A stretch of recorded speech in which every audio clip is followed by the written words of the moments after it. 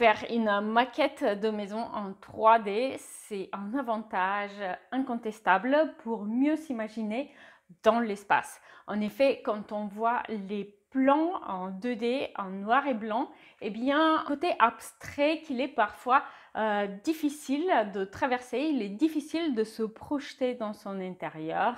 Et justement, pour les personnes qui sont un petit peu moins expérimentées, eh bien, lorsque vous vous lancez dans votre aménagement, vous êtes nombreux à trouver que votre constructeur ou votre architecte a prévu trop de place, trop de vide et qu'il faudra optimiser tout cela.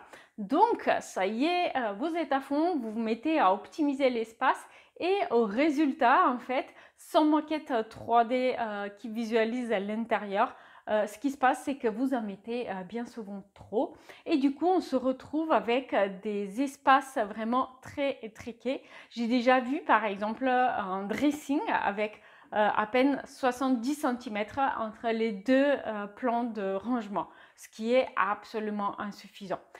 Ou alors, j'ai vu des cuisines où il faut se mettre sur le côté pour pouvoir ouvrir son lave-vaisselle et encore, la porte touche du coup les meubles en face en position ouverte.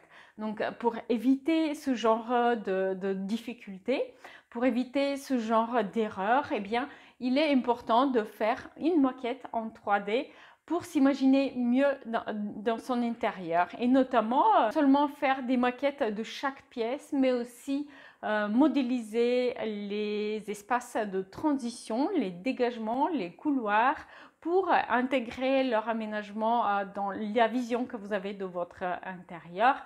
Est-ce que les dégagements sont éclairés par la lumière naturelle ou pas?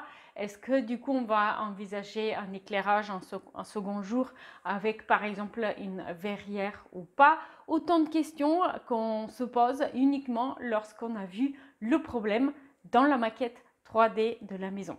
Voilà pourquoi maintenant je vais vous laisser voir 3 exemples concrets de visualisation 3D, donc de maquettes 3D de maison individuelle avec étage. Et donc cette maquette à chaque fois va prendre en considération l'aménagement de la maison dans sa globalité, ce qui va vous permettre de voir le niveau de détail que cela permet d'obtenir.